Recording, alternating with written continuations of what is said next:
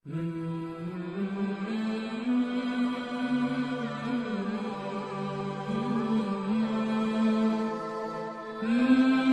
वालेकुम। हमारे YouTube channel पर आप सब लोगों को खुश आमदीद। उम्मीद करता हूँ आप सब लोग खैरियत से होंगे। चलिए स्टार्ट करते हैं आज की वीडियो। ये मज़मून चल रहा था कि हज़रत ज़ुल्क़रनैन इंतहाई मशरिकी हिस्से की तरफ पहुँचे ज़मीन के। वो इलाके फ़तह करने के बाद फिर हज़रत ज़ुल्क़रनैन ने ज़्यादातर मुफस्सिरीन की राय के मुताबिक शुमाल का रुख किया। कुरान में नहीं है कि नॉर्थ की तरफ गए या साउथ की तरफ गए, लेकिन कुछ चीज़ें बदी ही होती हैं। आबादी ज़ाहिर है उस वक्त नॉर्थ ही की तरफ ज़्यादा थी, साउथ की तरफ आबादी बहुत बाद में दुनिया में आई है और अभी बहुत कम आबादी है साउथ की तरफ। तो गालिब यही है कि नॉर्थ की तरफ हज़रत ज़ुल्क़रनैन गए। कुरान कहता है सुम्मा अत्बअ सबबा हत्ता इज़ा बलग़ बैन अस्सद्दैन। सद कहते हैं बंद करना, कहते हैं ना सद्दे बाब। और इंसिदादे दहशतगर्दी, बाब इनफ़िआल में जाएगा तो इंसिदाद यानी दहशतगर्दी को बंद करना।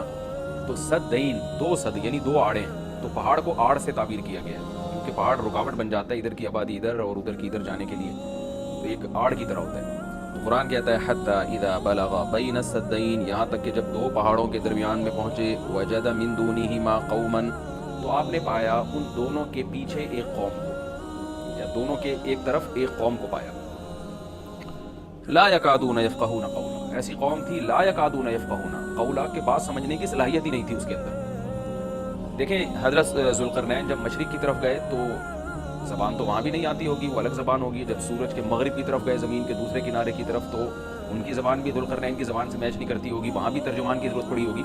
लेकिन वहाँ कुरान ने ये नहीं कहा कि वो बात समझते ही नहीं थे। लेकिन जब नॉर्थ की तरफ गए हैं तो कुरान कह रहा है ऐसी कौम देखी पहाड़ों के पीछे जो कुछ समझने की उसमें गोया सलाहियत ही नहीं थी। ला यकादून, उनमें खोपड़ी नहीं थी उनकी। तो इसलिए ज़्यादातर मुफस्सिरीन इस तरफ गए कि ये कोई वाशी कौम थी। कोई वाशी कौम होती है ना जंगलों में जो रहने वाले, जैसे मैंने एक ब्लॉग बनाया था, मसाई कौम एक जंगल में रहती है, तो जंगली किस्म की कौम थी। कोई हो सकता है पत्ते वत्ते जिस्मों पे ढांपते हों और बिल्कुल दरिंदों की तरह जानवरों की तरह रहते हो, तो इस टाइप की कौम थी कि ऊपर खोपड़ी उनकी खाली थी, बात समझने की सलाहियत नहीं थी उनमें। क़ालू या ज़ुल्क़रनैन, वो ज़ुल्क़रनैन से आके कहने लगे इन्ना याजूज व माजूज मुफ़सिदून फ़िल अर्ज़, क्या ज़ुल्क़रनैन आप अल्लाह के नेक बुजुर्ग हैं, आप आए हैं अल्लाह सिखा रहे हैं लोगों को, दीन की दावत दे रहे हैं, तौहीद की दावत दे रहे हैं, तो एक काम हमारा कर दें कि एक कौम है याजूज और माजूज जिसने ज़मीन में फसाद मचा के रखा हुआ है। अब सवाल ये पैदा होता है कि जब उस कौम में कुछ समझने की सलाहियत ही नहीं थी तो उनको ये कैसे पता चल गया कि ये ज़ुल्क़रनैन अल्लाह के नेक बंदे हैं, और फिर इनसे बातचीत भी हुई और ज़ुल्क़रनैन ने उनको आगे ये भी बताया कि मैं दोनों पहाड़ों के दरमियान सीसा पिलाई हुई दीवार बना के इन पहाड़ों को बंद कर दूंगा, उसमें मेरे साथ ये ताउन करो। तो ये सब कॉन्वर्सेशन हुई कैसे? उसका जवाब आसान है, ज़ाहिर है जितनी भी बेवकूफ़ कौम हो किसी न किसी तरीके से इशारों से, तर्जमान से, मुख्तलिफ तरीक़ों से उसको, थे तो बहरहाल इंसान ना, कोई गधे घोड़े या कोई बंदर तो नहीं थे इंसान। तो कुरान का मंशा सिर्फ ये है कि उनके साथ ज़ुल्क़रनैन को समझने और समझाने में बहुत ज़्यादा परेशानी हुई। मकसद सिर्फ ये बताना है कि बहुत ही कोई बेवकूफ़ किस्म की कौम थी। तो बाकी कुरान फिर जो वाक़ये की तकमील के लिए फिर बीच में बहुत सारी चीज़ों को हज़फ कर देता है जो गैर ज़रूरी होती हैं। अब अक्लमंद ये बात समझ जाएगा कि ज़ुल्क़रनैन और इनके दरमियान जो बातचीत हुई इसमें हज़रत ज़ुल्क़रनैन को बहुत ज़्यादा मुश्किलात पेश आई, उनकी बात को समझने में भी और समझाने में भी। तो आगे फिर कुरान जो है ना कि जो उनका जो बड़ा मकसद था वो बहरहाल हासिल हो गया। वो इशारों से हुआ, वो कोई तर्जमान के ज़रिए हुआ हो या किसी भी तरह से हुआ हो, तो ज़ुल्क़रनैन ने भी, हज़रत ज़ुल्क़रनैन ने भी कोई हल निकाला होगा ना कि इस कौम की बात को समझने की हम कोशिश करें, इनको बहरहाल दीन की दावत दी होगी। तो ये इश्काल का जवाब तो ये, क्योंकि क़ालू का मतलब यहाँ नहीं है कि आए उन्होंने ज़ुल्क़रनैन की ज़बान में बात करना शुरू कर दी। जो भी अपनी ज़बान में जिस तरह से भी बात की, चाहे इशारा से की हो या तर्जमान के ज़रिए की हो। दूसरी बात यह है कि उन्होंने हज़रत ज़ुल्क़रनैन की ताकत का तो अंदाज़ा लगा लिया था कि ये इतने पावरफुल एक लश्कर के साथ आए हैं और उनके पास इतना असलहा है, इतने घोड़े हैं, तो ये हुनरमंद हैं। और आगे रिक्वेस्ट उन्होंने इसलिए भी की कि हज़रत ज़ुल्क़रनैन की बुजुर्गी का भी उनको अंदाज़ा हो गया। देखिए अल्लाह ताला ने इंसान की नेचर ऐसी बनाई है कि जो नेक लोग होते हैं ना, उनके तक़वा और लिल्लाहियत का, उनकी बुजुर्गी का गैर मुस्लिमों पे भी असर पड़ता है। हिंदुस्तान में उलमा बताते हैं कि हिंदू मुसलमान बुजुर्गों के पास आया करते थे दुआ कराने के लिए, अब भी आते हैं। इंडिया के बाज़ उलमा ने हमें बताया कि हमारे पास हिंदू भी आते हैं और कहते हैं हमारे लिए दुआ करें अल्लाह ताला से, क्योंकि एक लाशऊरी तौर पर इंसान के जहन में ये बात होती है कि भाई अल्लाह वाला आदमी है। जैसे यूसुफ अलैहिस्सलाम जब जेल में थे तो गैर मुस्लिम यूसुफ अलैहिस्सलाम के पास आए और कहने लगे कि आप हमें ख्वाब की ताबीर बताएं। सवाल पैदा होता है कि भाई वो तो गैर मुस्लिम थे और यूसुफ अलैहिस्सलाम नमाजी परहेजगार थे, तो गैर मुस्लिमों को कैसे अंदाज़ा हो गया कि ये ख्वाब की ताबीर बताएंगे? उसका जवाब यही है कि लाशऊरी तौर पर अल्लाह ने दिलों में एक हैबत डाली होती है परहेजगार लोगों की, एक रोब डाला हुआ होता है और एक अज़मत डाली हुई होती है। यूसुफ अलैहिस्सलाम के पास आने वाले लोगों को ये बात मालूम थी कि ये अजीम इंसान है और ये ان کو اللہ تعالیٰ وہ باتیں بتا دے گا جو ہمیں نہیں بتاتا. اللہ ان کو خواب کی تعبیر سمجھا دے گا, ہم نہیں سمجھ سکتے. تو یہ لاشعور میں انسان کی ہوتی ہے یہ بات. اور بھی اس پہ بہت ساری مثالیں, لیکن میں پھر وہ ہمارا یہ لیکچر جس کو ہم فوکس کر رہے ہیں وہ رہ جائے گا. تو ذوالقرنین کے ساتھ بھی یہی ہوا کہ وہ قوم جنگلی وحشی قسم کی تھی, لیکن ان کو طاقت کا بھی اندازہ ہو گیا اور بزرگی کا بھی اندازہ ہو گیا. پھر آ کے انہوں نے درخواست کی. طرز عمل سے یہ لگتا ہے کہ وہ قوم بھی مسلمان ہو گئی تھی, یعنی بغیر لڑائی کے اور بغیر کسی مناظرے بازی کے ذوالقرنین کا مذہب اس قوم نے بھی قبول کر لیا. تو کیا کہنے لگی حضرت ذوالقرنین سے, بھائی آپ ہمارا ایک کام کر دیں, آپ اتنے پاورفل آدمی ہیں. ان یاجوج و ماجوج مفسدون فی الارض, یاجوج ماجوج ایک قوم ہے جس نے زمین میں فساد مچا کے رکھا, آئے دن قتل و غارت کرتے ہیں وہ, اور ہمارے پاس ان سے لڑنے کی طاقت نہیں ہے. فہل نجعل لک خرجا, کیا ہم آپ کے لیے خرچ بنا سکتے ہیں, کچھ اجرت. خرچ کہتے ہیں خراج کا لفظ آپ نے سنا ہوگا, ٹیکس ہو یا اجرت ہو. تو ہم آپ کو کمیشن دیں گے اس کا, ہمارے پاس پیسہ بہت ہے, وسائل بہت ہیں, لیکن وہ ٹیکنالوجی ہمارے پاس نہیں ہے جو آپ کے پاس ہے. تو ہم دیکھ رہے ہیں آپ کو اللہ نے ایک بڑی قوت اور طاقت دی ہے, تو پیسہ ہمارے پاس بہت ہے, ہم آپ کو اس کی اجرت دیں گے. آپ نے یہ کرنا ہے کہ علا, اس بات پر ہم آپ کو اجرت دیں گے, تجعل بیننا و بینہم سدا, کہ آپ ہمارے اور ان کے درمیان ایک آڑ بنا دیں, ایک دیوار بنا دیں. یہ بہت بڑی دیوار بنانی پڑے گی اور پہاڑوں کو کے اس خلا کو ختم کرنا پڑے گا. وہ قوم آ کے ہم پہ حملے کرتی ہے اور ہمارا بہت نقصان کرتی ہے, تو آپ ایک ایسی آڑ بنا دیں جو ہمارے بس میں نہیں ہے. قال ما مکنی فیہ ربی خیر, ذوالقرنین نے فرمایا میرے رب نے جو مجھے ٹھکانہ دیا ہے, طاقت دی ہے, وہ بہتر ہے. کیا مطلب, مجھے تمہاری اجرت کی ضرورت نہیں ہے, میرے پاس بہت وسائل ہیں. دیکھیں استغنا بہت بڑی نعمت ہے. سلیمان علیہ السلام کا بھی یہی انداز تھا جب ملکہ سبا نے ہدیہ دے کے بھیجا نا, تو سلیمان علیہ السلام نے بھی یہ فرمایا تھا, ما آتانی اللہ خیر مما آتاکم, مجھے جو اللہ نے وسائل دیے ہیں وہ تم سے بہت زیادہ ہیں. تو ایسے موقع پہ اس طرح کی بات کرنا یہ تکبر نہیں کہلاتا, بلکہ یہ عین شکر ہے کہ بھائی میں کیوں کسی سے مانگوں. آپ نے بعض دفعہ مالداروں کو دیکھا ہوگا, یہ جملہ کہتے ہیں بھائی ہم کسی کے محتاج نہیں. تو اس جملے میں اگر اللہ کے شکر کی نیت ہے تو یہ اچھا جملہ ہے, اور اگر نیت ہے دوسرے کو نیچا دکھانا پھر یہ تکبر ہے. تو بعض وہمی لوگ کیا کرتے ہیں, کوئی بھی اس طرح کا جملہ زبان سے نکالتے تو فوراً اس پہ تکبر کا فتویٰ ٹھوک دیتے ہیں, یہ ٹھیک نہیں ہے. تو اس طرح کے جملے پیغمبروں سے بھی ثابت ہیں تو اور اہل اللہ سے بھی ثابت ہیں. حضرت ذوالقرنین نے فرمایا بھائی پیسوں کی مجھے ضرورت نہیں ہے, ما مکنی فیہ ربی, میرے رب نے جو مجھے وسائل دیے ہیں, خیر, وہ بہت بہتر ہے. تم کیا دو گے مجھے, کتنے پیسے دے دو گے؟ ہاں مجھے افرادی قوت کی ضرورت ہے, کیونکہ اتنے بھاری بھرکم پتھر اٹھا کے پہاڑوں میں لے کے جانا, لوہے کی پلیٹیں لے کے جانا, اس کے لیے افراد چاہیے, مزدور چاہیے, لیبر چاہیے. فاعینونی بقوت, تم مجھے میری مدد کرو قوت کے ساتھ. قوت چاہیے مجھے, پاور چاہیے, افرادی قوت چاہیے. یہاں قوت سے مراد ہے وسائل چاہیے, لیبر چاہیے, مزدور چاہیے. تو اجعل بینکم و بینہم ردما, میں تمہارے اور ان کے درمیان آڑ بنا دوں گا, دیوار بنا دوں گا. آتونی زبر الحدید, وہ قوت یہ چاہیے کہ دو تم مجھے لوہے کی پلیٹیں, یعنی اوپر چڑھانے میں میری مدد کرو ان کی. تو افراد چاہیے ہمیں بہت بڑی تعداد میں جو لوہے کی پلیٹوں کو لے کے پہاڑوں کے اوپر چڑھیں, اور کوئی بھی اس وقت جو بھی طریقہ انہوں نے اختیار کیا ہوگا, ان پلیٹوں کو ہم دونوں پہاڑوں کے بیچ میں رکھیں گے. حتی اذا ساوا بین الصدفین, یہاں تک کہ جب دونوں کنار, صدف کہتے ہیں پہاڑ کے کنارہ, دونوں کناروں کے درمیان ان لوہے کی پلیٹوں کو. اچھا یہاں بھی اندماج ہے, صنعت اندماج کا مطلب بہت سے واقعات قرآن بیچ میں حذف کر رہے ہیں.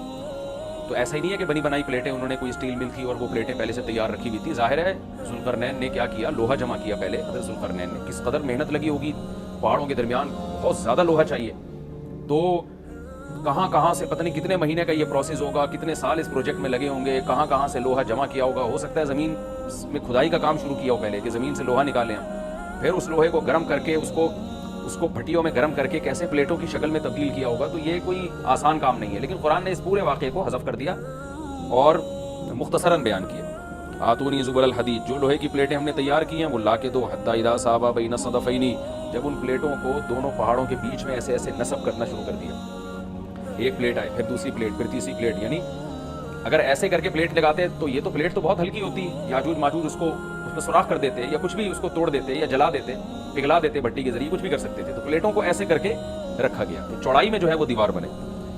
قال انفخوا, تو ذوالقرنین نے کہا اب ان میں آگ بھڑکاؤ. انفخوا کا مطلب پھونک مارنا ہے, لیکن یہاں پھونک سے بھٹی کی جو گرم کرنے کے لیے جو ہوا ڈالی جاتی ہے نا, جو جیسے آپ نے دیکھا ہوگا نا پرانے زمانے میں خواتین جو تھیں, وہ بوڑھی مائیں کیا کرتی تھیں, دادیاں, وہ ایک پائپ لے کے نا کوئلوں میں پھونک مارتی تھیں. اس سے کیا ہوتا ہے, وہ ٹیمپریچر بڑھتا ہے. آج بھی میں نے گاؤں دیہاتوں میں دیکھا ہے بھٹیوں میں کہ وہ ہوا کا پریشر بنانے کے لیے انہوں نے کچھ دیسی قسم کی مشینیں لگائی ہوئی ہوتی ہیں. ایک صاحب کو میں نے دیکھا کوئی سائیکل کا پہیے پہ پتہ نہیں کون سی مشین لگائی ہوئی ہے, اس سائیکل گھمائے جا رہے ہیں, ادھر سے ہوا نکل رہی ہے اور وہ لوہا پگھلنا شروع ہو گیا.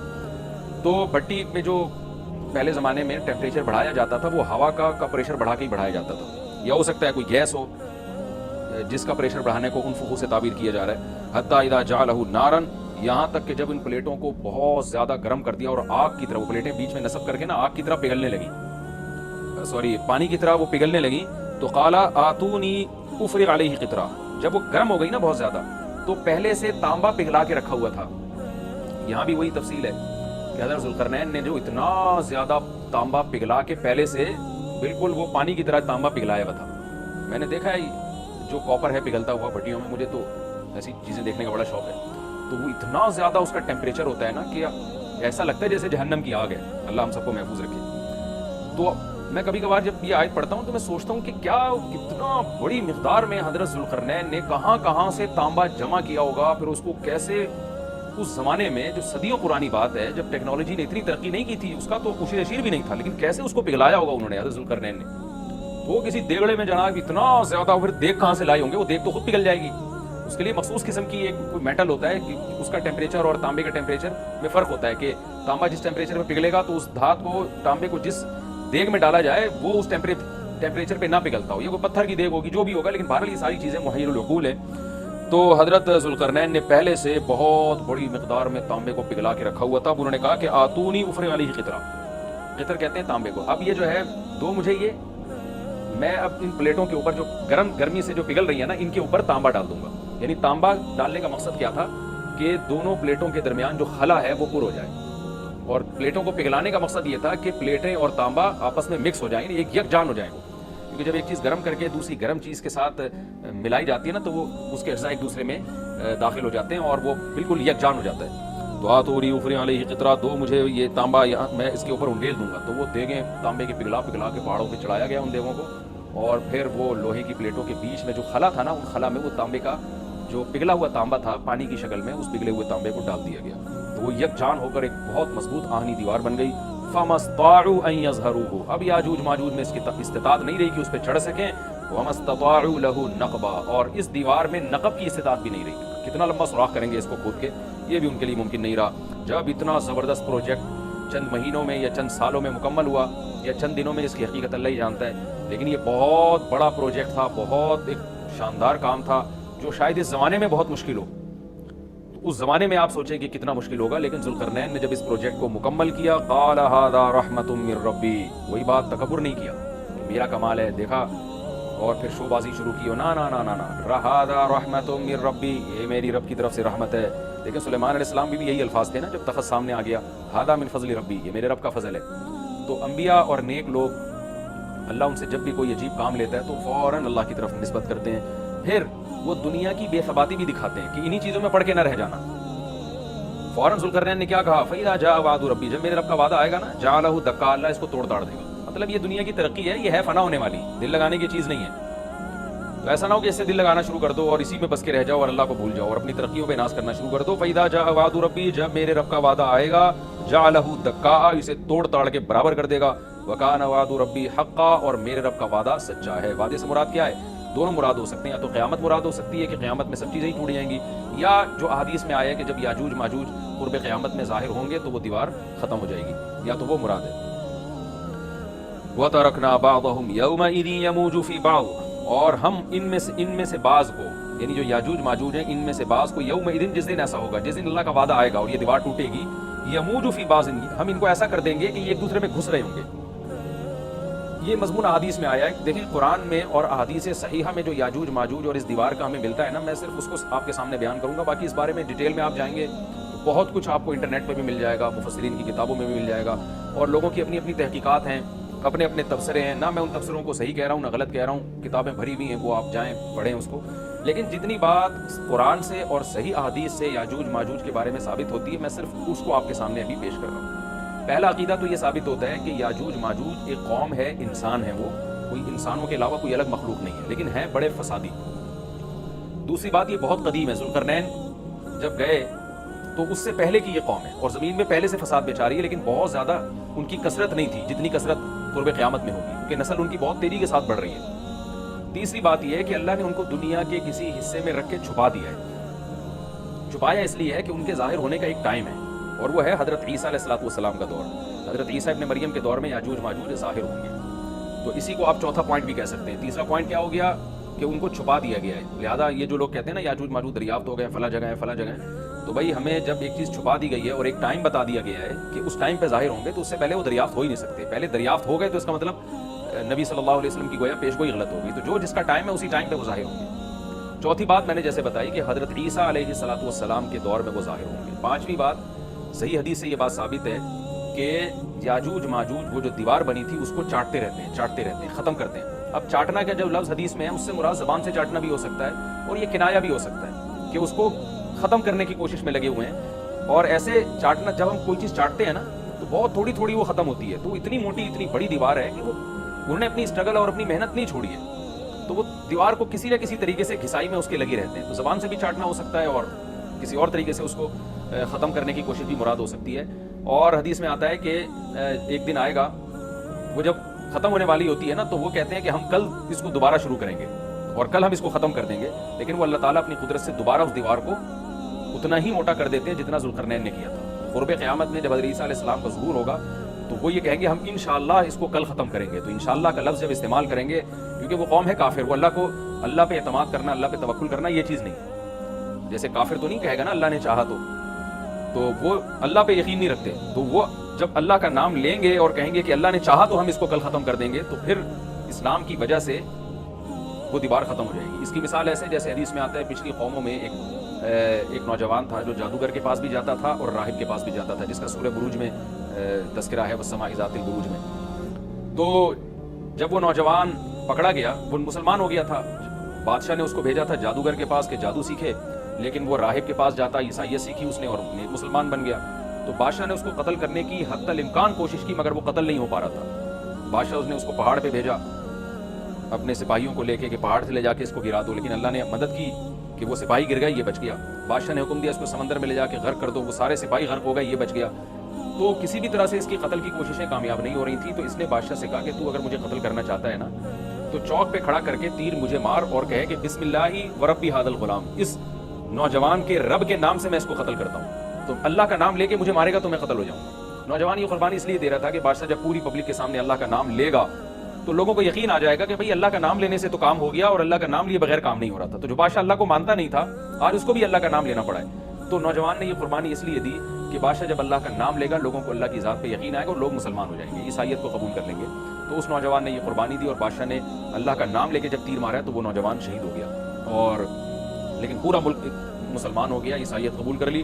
اور سورہ بروج میں پھر اللہ نے ان کا تبصرہ کیا, ان کا واقعہ بیان کیا ان کے بارے میں کہ کیسے بادشاہ نے خندقیں کھود کے پوری قوم کو جو ہے وہ جو دین سے پیچھے نہیں ہٹے ان کو کس طرح سے آگ میں پھینک دیا ان سب. تو اس سے پتہ چلتا ہے کہ کافر بھی بعض دفعہ جب اللہ کا نام لیتا ہے نا تو اس کو دنیاوی فائدہ ہو جاتا ہے. تو یاجوج ماجوج بھی تنگ آ کر پھر اللہ کا نام لیں گے اور کہیں گے اللہ نے چاہا تو ہم اس دیوار کو کل ختم کر دیں گے, اور بالآخر وہ دیوار ختم ہو جائے گی.